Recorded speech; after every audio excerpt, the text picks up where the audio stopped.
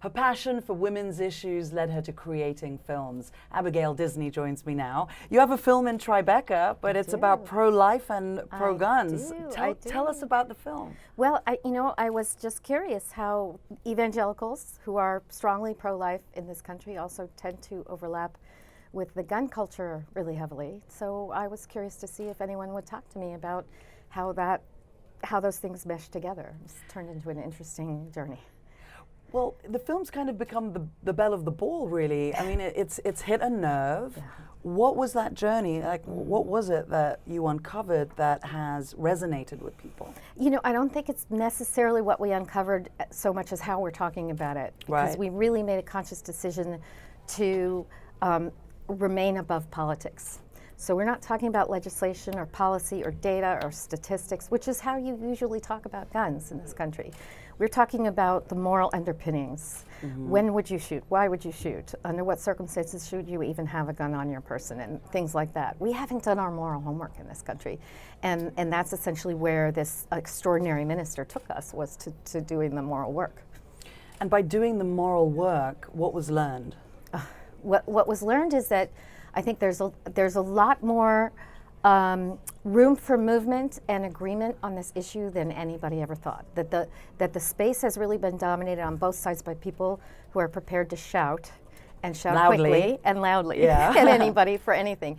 But if you make a safe space for the dialogue, you'd be amazed at how far people will come off their positions. What was it like in doing that, directing this time, for the first time, right? Terrifying. Yeah. Really terrifying. I mean, I could only fail, right? It could but that's okay, at least you're trying.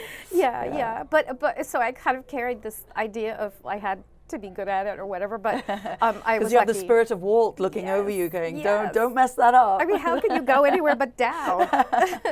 But I'm so committed to the issue and talking about the issue, and I was really trying to bring all the best of myself to the way we were talking about the issue and the way we were talking to each other. I mean, I was working with somebody who politically was at the very opposite end of the spectrum from me.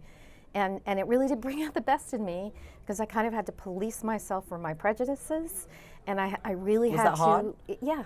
We all have a hard time with that. We all come to the table with our perspective, and we think it's right, and we are able to justify it. And you want to engage, and you want to talk people into your position. Right.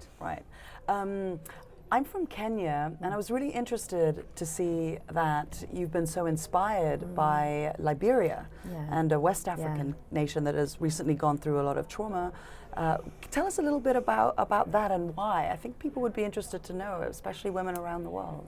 Right. Well, I had traveled a bit in Africa before I got to Liberia, and when I was in Liberia the first time in 2006, I heard this extraordinary story, which turned into Pray the Devil Back to Hell, which is this amazing group of women who really kind of brought an end to their civil war. It's an extraordinary story.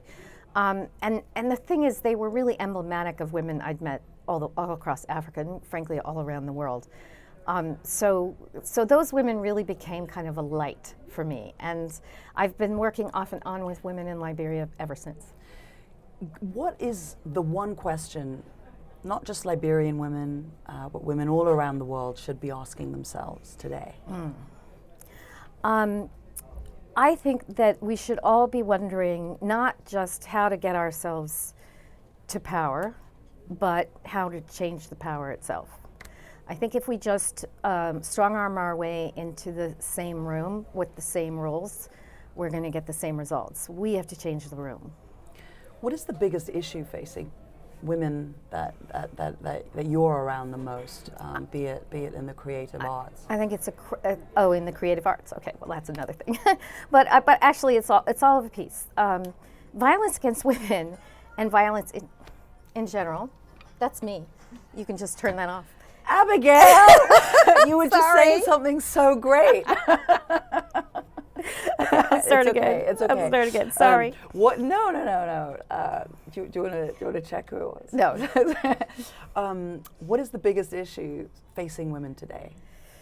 I think the biggest issue facing women around the world is violence in general. Violence against women, yes, very important, but violence in general. We're a highly militarized planet, militarized and armed in a way we've never been before, and where the weapons are concentrated, you'll see that the rates of violence against everybody, but especially violence against women, rise. So they raise the temperature everywhere they go, and this is the issue I think we need to confront. Finally, what is the best advice you ever got? Not give, got. You know, I have a friend who always told me to just not even bother getting out of bed unless you were willing to think big. And that was the best advice I ever got, because I'm not going to nickel and dime my way through life. Why? Right? I mean, just throw everything you have at whatever you've got and just see where it comes out. I love that. Thank you so much, Abigail Disney. Thank you so much.